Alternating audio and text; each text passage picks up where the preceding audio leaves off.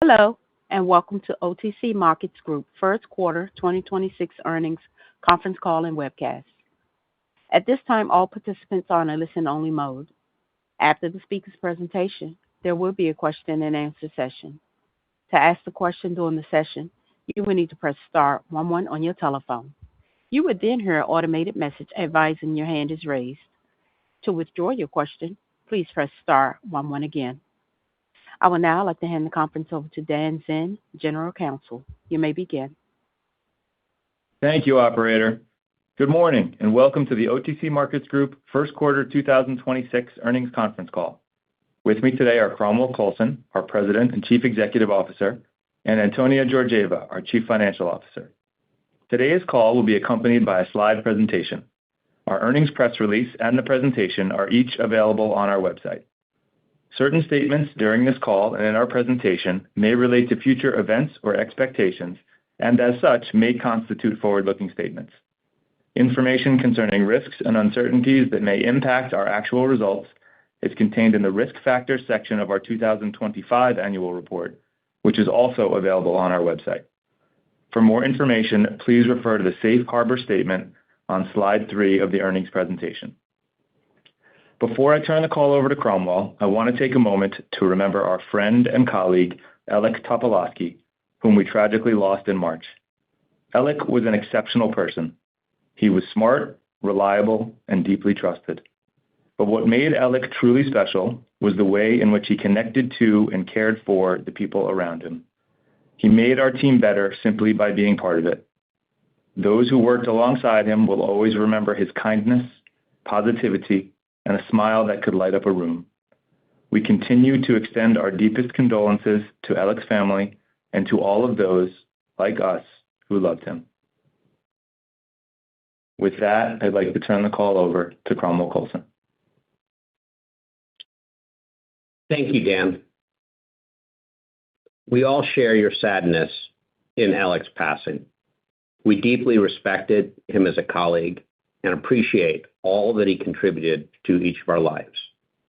Alec was a true culture carrier of the core OTC Markets values.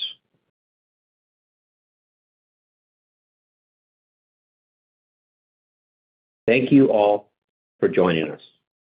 I will begin by reviewing our first quarter 2026 results at a high level and will then turn to a discussion of our priorities for the year. For the first quarter, gross revenues grew 14% and net revenues grew by 15%. This was a record quarter for OTC Markets Group, with each business line contributing to our strong results. OTC Link showed the sharpest growth, up 31% over the first quarter of 2025. Market data increased 2%, and corporate services was up 19%. OTC Link's performance primarily resulted from robust trading volume across our markets. $230 billion in dollar volume of shares traded, a nearly 30% increase from the same quarter last year. Trading volume on our overnight moon ATS also grew significantly as we gained market share. Our Link team also increased the number of unique broker-dealer subscribers across our multiple ATSs. Market data's more modest growth resulted from a combination of growth in the number of enterprise and professional users of our data sets and targeted price increases for certain products. While pricing power is critical, especially in inflationary environments, growing users and usage is more important. Our enduring success comes from consistently adding product functionality and valuable new features, improving services, continuously expanding our distribution network. These are the incremental improvements that compound like interest. The corporate services business carried its momentum from the end of 2025 into the first quarter. The growth was largely due to the continued impact of the OTCID basic market, which launched on July 1st of last year. Notably, we saw subscriber growth on both the OTCQX Best and OTCQB venture markets, as well as growth in the overall number of corporate clients using our services. The engagement of our issuers is a key metric. The more successful we are at educating and connecting companies to be transparent and compliant, the stronger our markets will become. Over the long term, we remain strategically focused on client success and retention. By helping connected companies close the investor and broker information experience, trading, and compliance gap with exchange-listed securities. While I am always pleased to report revenue growth, we also continue to focus on operating efficiency and thoughtfully aligning our costs. Our operating expenses rose 10% during the first quarter, driven largely by our investment in our people who build our platform. As our business grows, I remain thankful for the dedication, skill, and focus our colleagues bring every day. On a personal note, last week, we announced the departure of Jason Paltrowitz, who had been our head of corporate services for the past 12 years. Jason played an important role in building the business we have today, and we're grateful for the foundation he helped create. I want to thank him for all of his contributions, express our deep appreciation for what was built together, and wish him every success in the future. We have a strong senior sales and client service team in place, and we are confident in their ability to propel the business going forward. We are conducting a search for his replacement and will report on our progress in future earnings calls. Our results reflect strong trading markets, the execution of our strategic plans during 2025 with respect to overnight trading and the OTCID market launch, as well as a focus on our mission, vision, and strategy as we begin 2026. Specifically, we saw the continued growth of Moon ATS, our overnight ATS for NMS securities. The team has built a dedicated group of subscribers, increased market share, and experienced significant growth in the number of transactions. The industry is preparing for exchanges to enter the overnight NMS trading markets, which should both grow the pie and shift the competitive landscape. We also, of course, remain focused on onboarding subscribers to our OTC overnight market, providing seamless access to top-traded OTC securities that global investors want to trade during hours more convenient for non-U.S. time zones remains a key part of our vision for overnight trading. Our first quarter results also benefited from the tailwinds of our successful OTCID basic market launch. It enhances our offerings for corporate clients, filling a gap below our premium OTCQX Best and OTCQB venture markets. We had over 1,000 companies traded on OTCID at the end of the first quarter, and the momentum from this market led to increased interest in our higher standard markets as well. OTCID is well aligned with our strategy of connecting more companies to their U.S. trading market to improve market quality and compliance with U.S. securities regulations. As I have said, a primary focus is to increase the percentage of connected companies and related dollar volume on our markets. The connected companies trading on OTCQX, OTCQB, and OTCID contributed roughly 29% of the dollar volume traded on our markets during the first quarter, compared to 20% during the first quarter of 2025. As we strive to move these metrics higher and better inform investors, we will improve overall market quality, trading efficiency, and further separate companies on our premium markets from the imperfections and inefficiencies of orphan securities traded by brokers on our Pink Limited market. In addition to driving execution and improving utility in our products we launched last year, we have also been preparing our trading systems for the introduction of tokenized and digital asset securities into our markets. The SEC and Congress have begun to provide more regulatory clarity in these areas, and we are devoting resources to prepare to support our FINRA member broker-dealers, market data customers, and other market participants as they innovate around these new technologies. As Washington grapples with these complicated issues, we continue to push for modernizing digital asset regulation without undermining market integrity. We believe a technology-neutral approach rooted in existing regulatory principles will foster responsible growth, prevent regulatory arbitrage, and continue to reinforce confidence in U.S. market structure. As a component of our regulatory priorities, we remain intent on achieving state blue sky law compliance for our own security and across our OTCQX best market. Throughout this year, we plan to introduce initiatives that highlight the value of blue sky compliance to companies, investors, brokers, and advisors.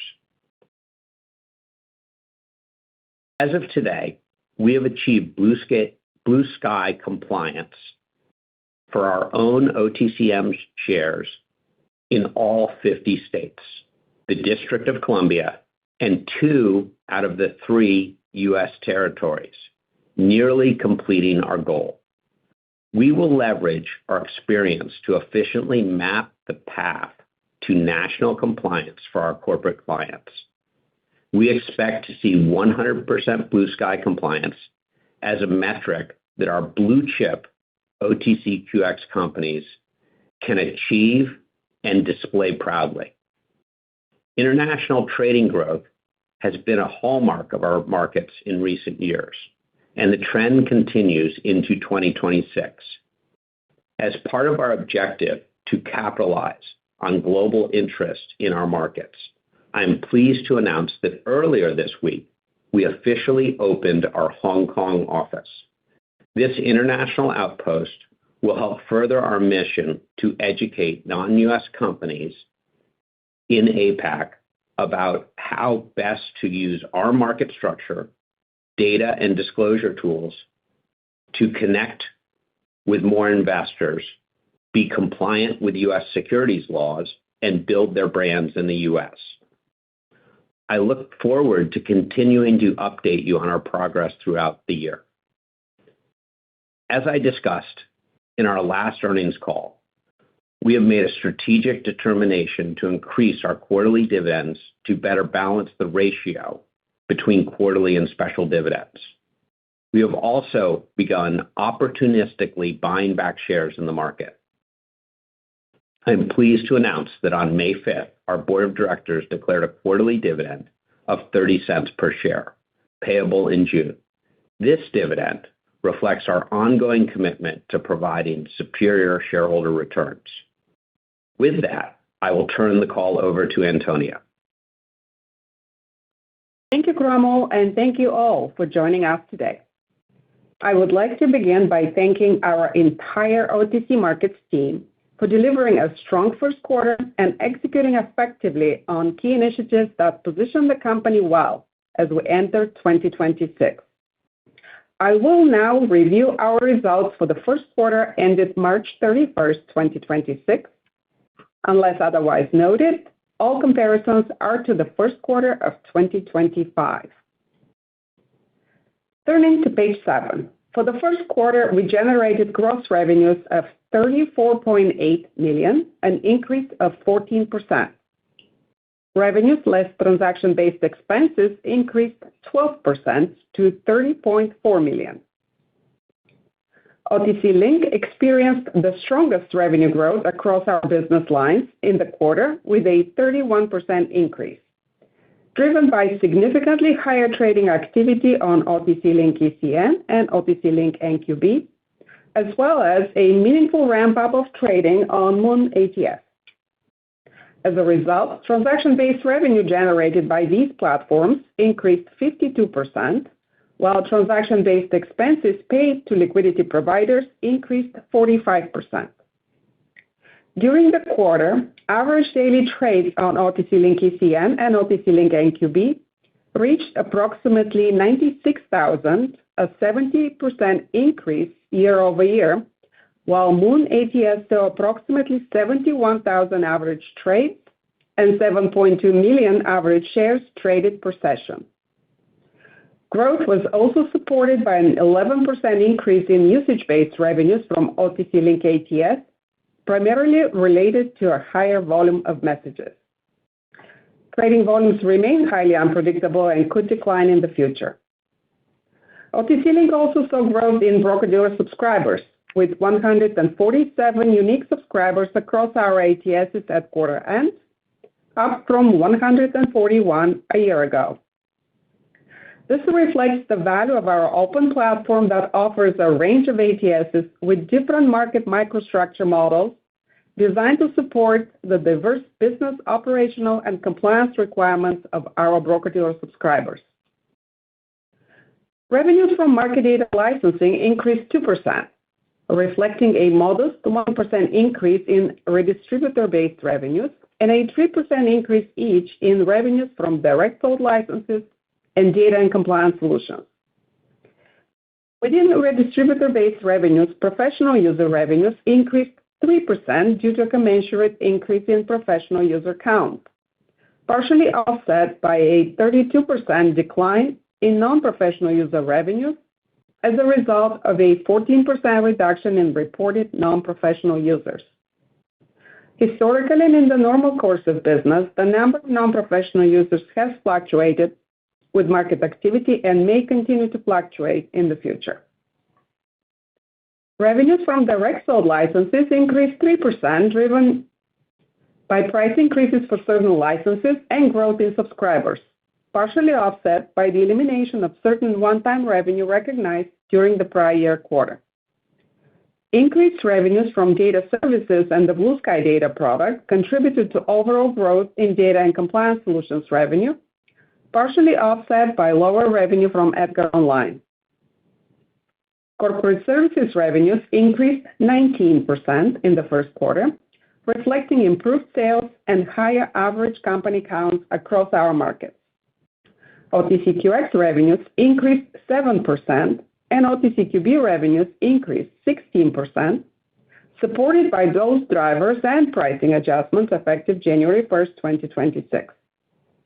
In the first quarter, we added 37 OTCQX companies compared to 22 in the prior year quarter and finished the period with 575 OTCQX companies, up 5%.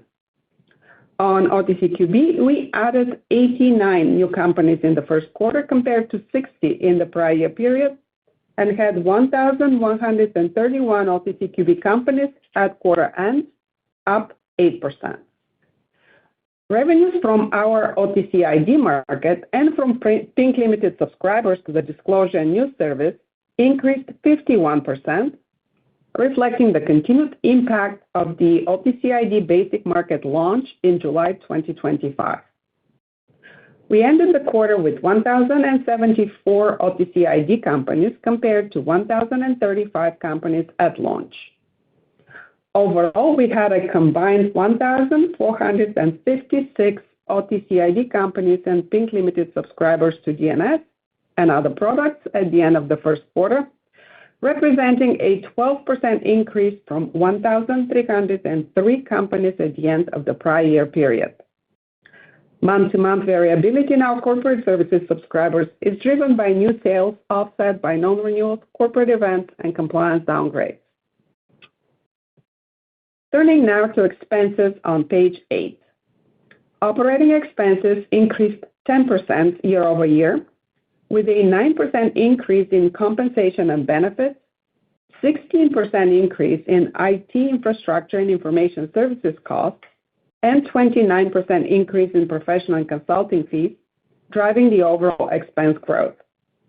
Compensation and benefits comprised 64% of our total operating expenses in the first quarter, compared to 65% in the prior year period. Turning to page 9, operating income increased 19% to $8.6 million, and operating margin expanded to 25.5% compared to 24.7% in the prior year period. Net income was $7.1 million, up 17%, and diluted GAAP earnings were 59 cents per share, up 18% year-over-year.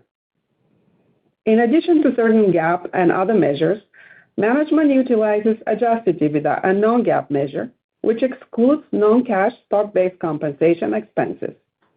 Our adjusted EBITDA was $11.2 million in the first quarter, up 14%, and our adjusted diluted earnings were 93 cents per share, up 15%. Cash used in operating activities amounted to $231,000, and free cash flows were a negative $746,000, compared to cash used in operating activities of $818,000 and free cash flows of negative $934,000 in the prior year, respectively. Turning to page 10. During the first quarter, we returned a total of $6.8 million to shareholders, including $3.6 million in dividends and $3.1 million in share repurchases, representing a 33% increase from the prior year. Overall, the first quarter reflected a strong start to 2026, with revenue growth in each business line, expanding margins, and continued progress on initiatives across OTC Link, corporate services, and market data licensing. We remain focused on disciplined execution, investing selectively to support growth, and returning capital to shareholders while maintaining financial flexibility. With that, I'll turn the call back to the operator to open the line for questions. Thank you. Ladies and gentlemen, as a reminder to ask the question, please press star 11 on your telephone, then wait for your name to be announced. To withdraw your question, please press star 11 again. Please stand by while we compile the Q&A roster.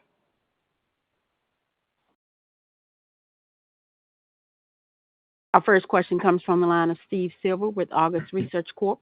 Your line is open. Thanks, operator. Congratulations on the quarter, and my condolences on the team's loss. So earlier this week, the SEC proposed a rule that would allow public companies to switch from quarterly to semi-annual reporting. I'm just curious as to your initial thoughts on what the potential impact of such a rule might be on investor transparency and market integrity and maybe even corporate disclosure trends. Hi, Steve, and thanks for the question. It's something we were expecting to see for a while, so the release of the proposed rule is not a surprise. I think we'll learn a lot from seeing how the comments come in. Already in the past, 48 hours, we've seen fairly strong commentary on both sides of the debate. From our perspective, we're excited to see the SEC focus on disclosure and how investors have access to information. We obviously track it very closely as we think about our OTCQX and OTCQB rules and the way in which investors interact with the companies that trade on our markets. We think there is a lot of potential in the rule, in the ability to give companies more control over the way in which they communicate to investors. We are a disclosure-based market and feel strongly about that topic.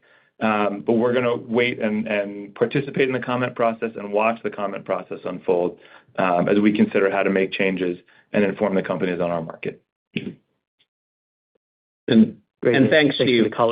I'm sorry, Carl. Go ahead.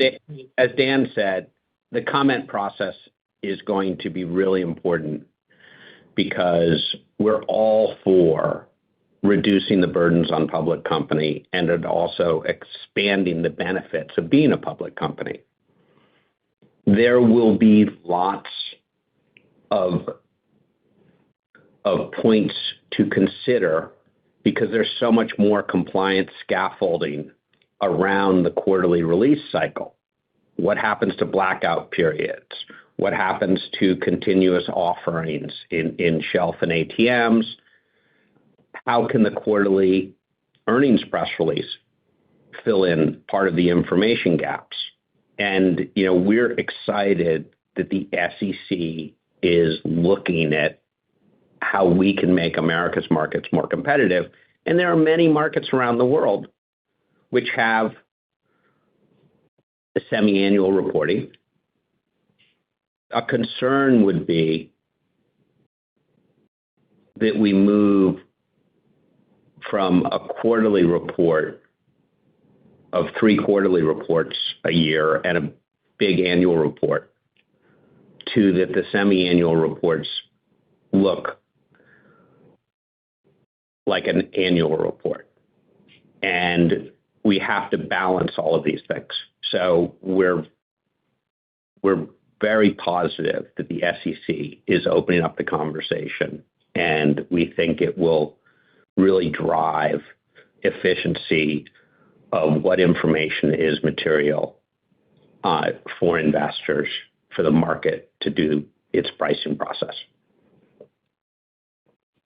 Great. Thanks for the color. And one more, if I may. So in data licensing, even though the year-over-year declines in non-professional users was pretty significant, since the middle of last year, the sequential trend has been positive, I think about 20% growth in non-professional users.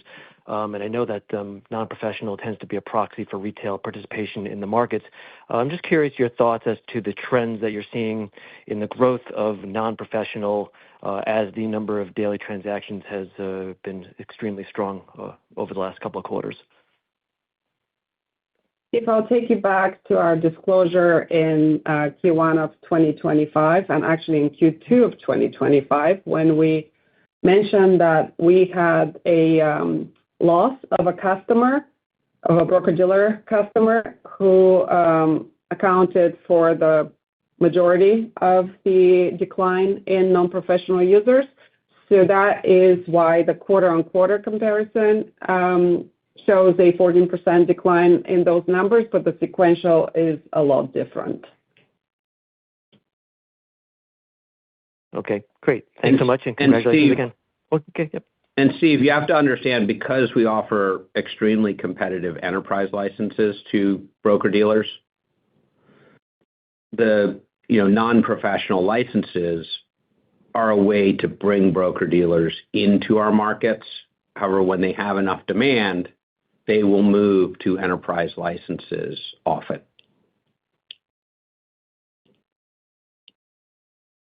Great. Thanks so much, and congratulations again. Thank you. Our next question comes from the line of Ashi Alpesh Shah with Sidoti & Company. Your line is open. Hi, thank you for taking my question. I'm here on behalf of Brendan McCarthy at Sidoti, and I would just like to ask a couple of questions. It looks like the transaction-based expenses rose 45% year over year to $3.4 million, well ahead of the recent quarterly readings. I understand higher volume drove this up, but are there any one-off items included in this?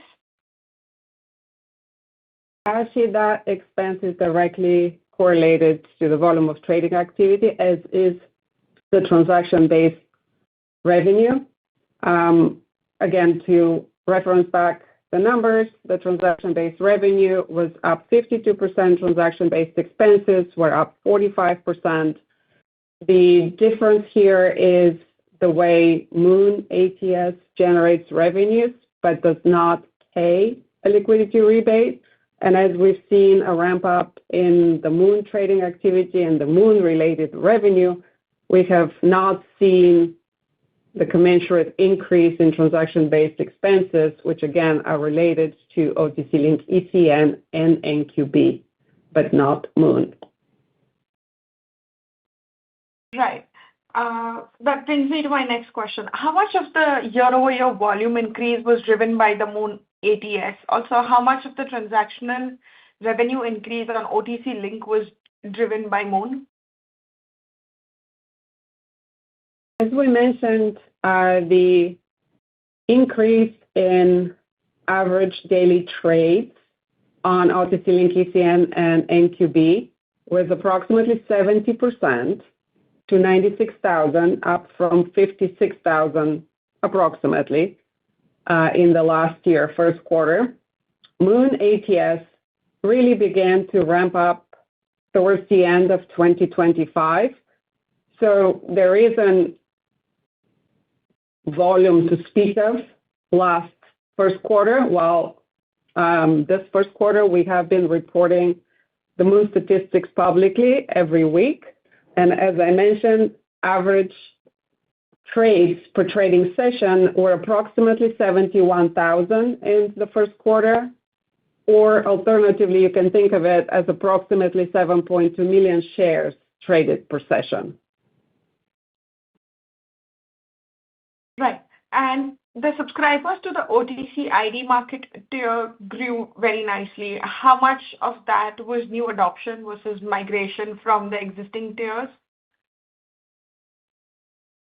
So for OTCID, it's similar to what Antonia described earlier, where this is a market that started in July of last year, so the year-over-year comparison doesn't work quite as well. What we saw in OTCID was a lot of, some degree of migration from companies that had just purchased our disclosure and news service product, moving into this market, and then some new companies joining as well.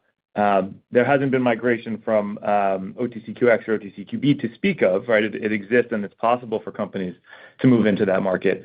But for the most part, the movement has been the other direction, moving from OTCID up the chain. Actually, we have explained in the past as well that we do see movements between tiers as our companies choose to upgrade to a higher tier, or when companies fail to meet the continuous requirements for QX and QB, they could move to a lower tier. And we see that movement on a regular basis. So you should expect for that trend to continue in the future. And at baseline, you've got OTCID, you have disclosure and management certification of compliance with U.S. securities law. To move up, there are financial standards, float, and governance requirements. So it is a system that encourages companies along their journey as a public company to maximize the level of market that they can achieve.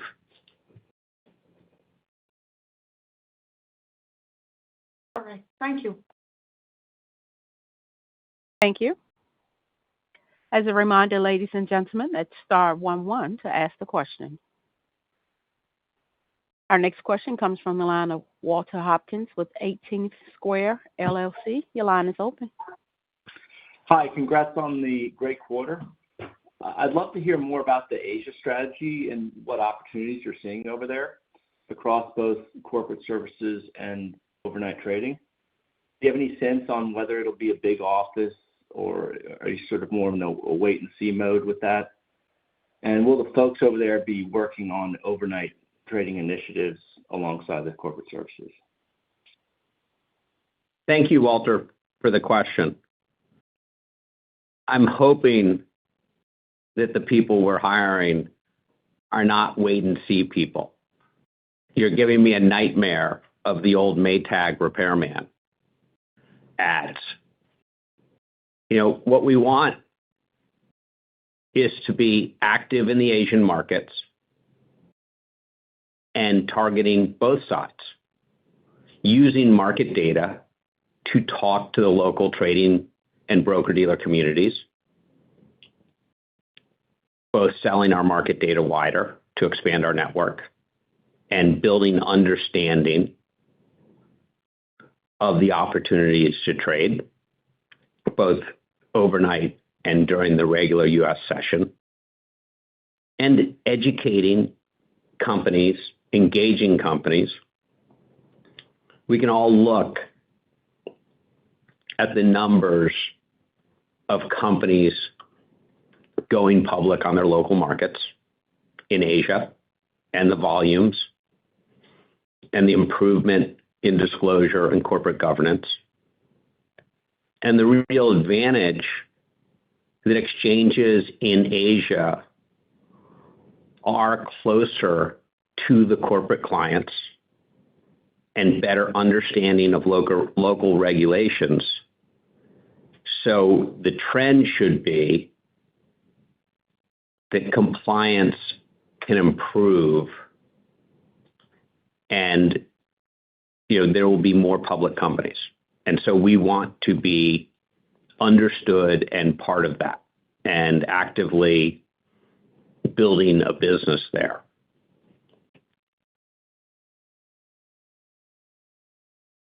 Thank you. I noticed the mention of IT infrastructure and info services associated with product testing. Can you share any additional details regarding the product testing? We continuously innovate across our business lines, and we have for many years now moving data sets and other capabilities to the cloud. So that is what this is mostly related to. Understood. Could you talk a little bit about the IT expenses and the professional services expenses and to what degree they're one-time versus ongoing? I know you had the disclosure in the back of the filing that identifies some of the regulatory and clearing costs or something like that, but just anything beyond that disclosure.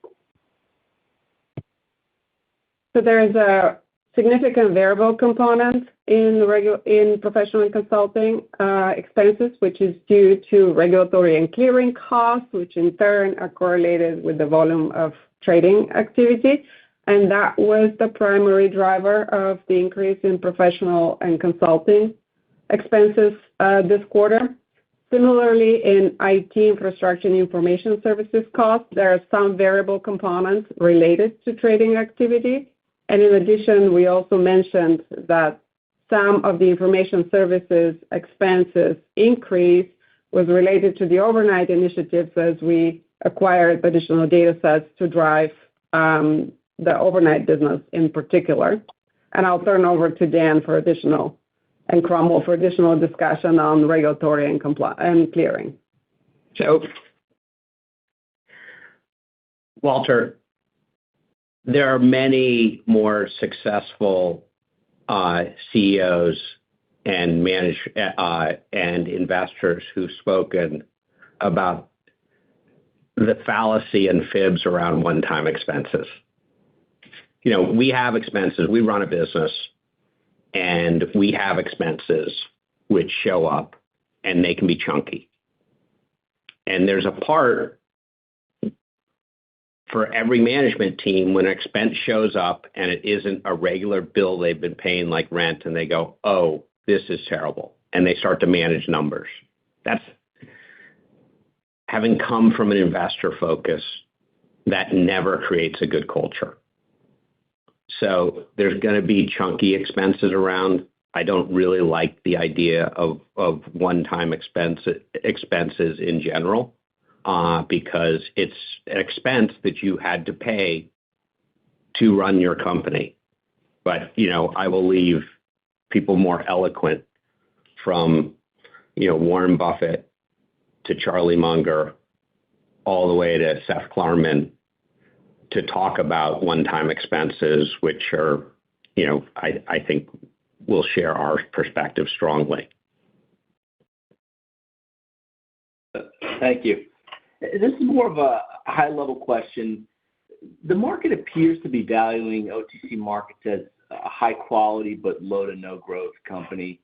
Historically, however, you've successfully run OTC Markets as a growth company, with the growth investment coming through the income statement rather than CapEx.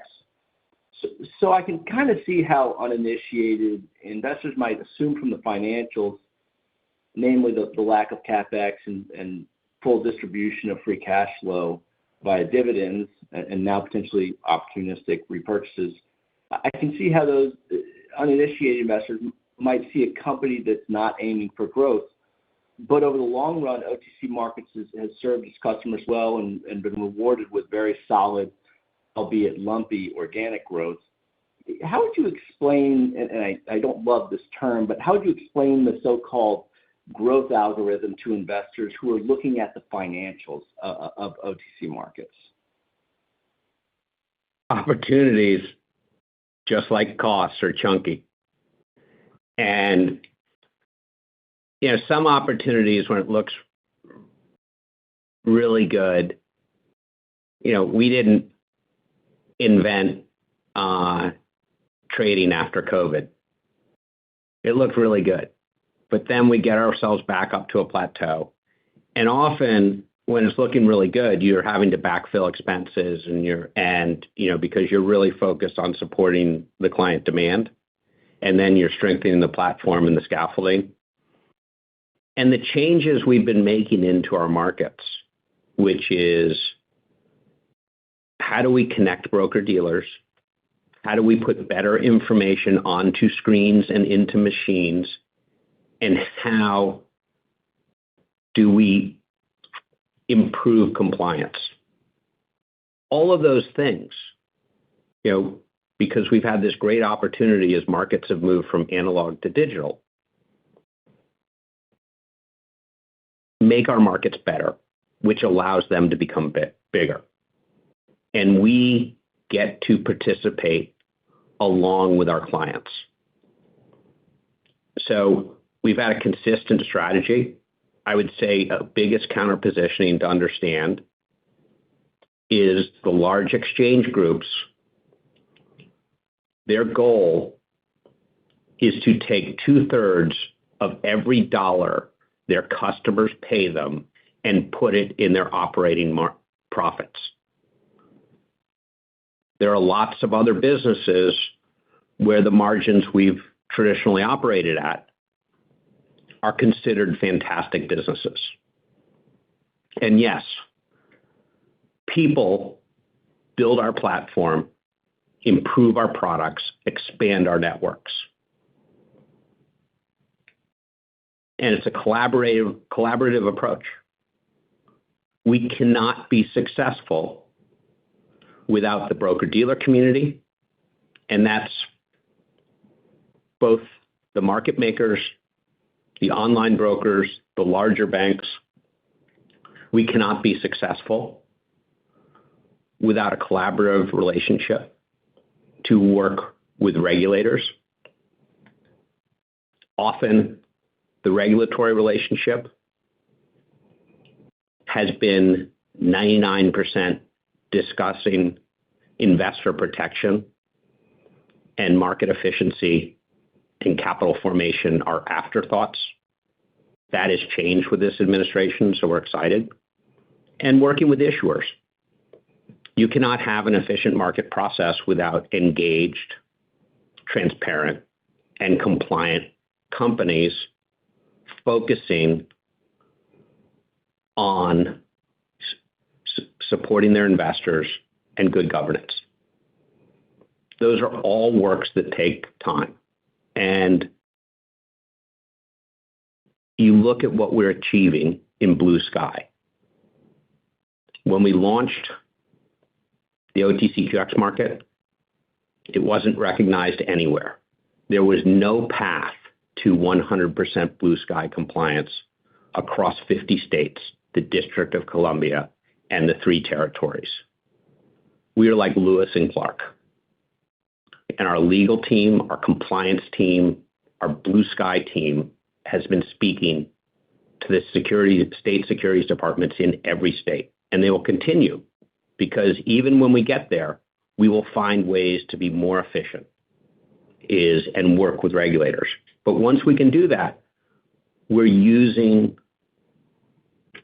our markets to close the functionality gap with the NMS exchanges. And, that takes time.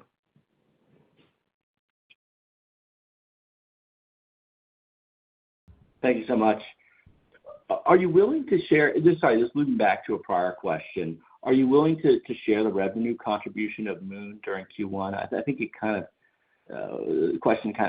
response kind of morphed into a quarter-over-quarter response, but I was just curious. And if you're not willing to share, that's totally fine. It has become, as we were hoping, a nice contributor to transaction-based revenue in the first quarter, but we're not breaking it out at this moment. And remember, we are all expecting the entry into this market at year-end by the exchanges, which will change the competitive landscape quite significantly. So we'll continue to run it and invest in it. And learn from it. I mean, this is a great learning experience. There's lots of little events that are taking place, which are opportunities for us to sharpen our skills internally and the services we offer broker-dealer subscribers to serve their clients and succeed on a commercial basis and expand their product offering. As I said, exchanges are entering the space. The pie will grow. The competitive sands will shift. During the daytime, half of trading takes place off exchange. So there is an opportunity. That said, the competitive positioning and offering with exchanges is going to be different. And for us, we are going to learn a lot, and we're going to have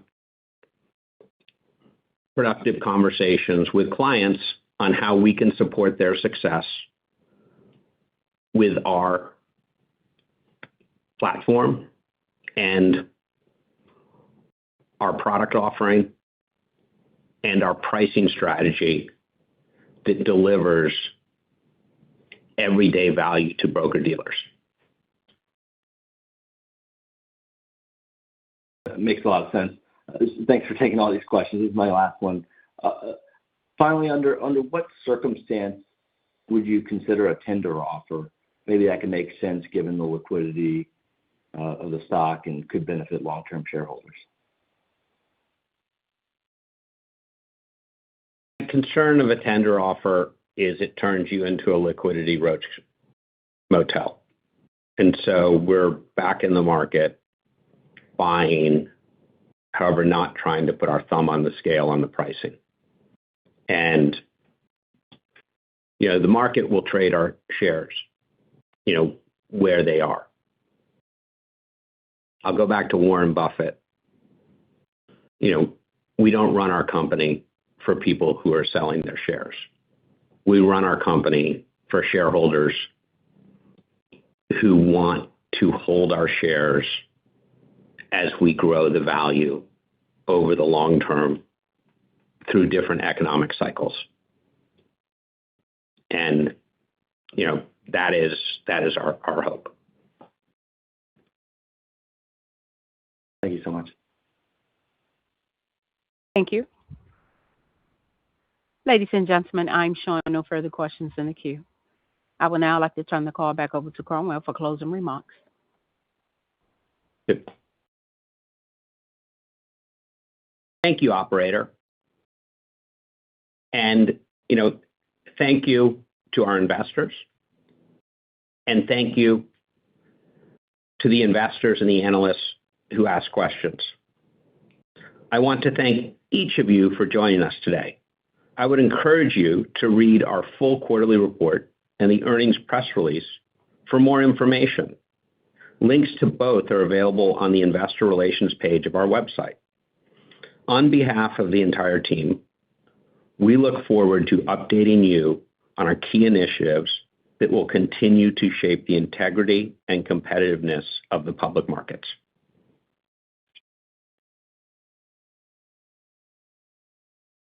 Ladies and gentlemen, that concludes today's conference call. Thank you for your participation. You may now disconnect.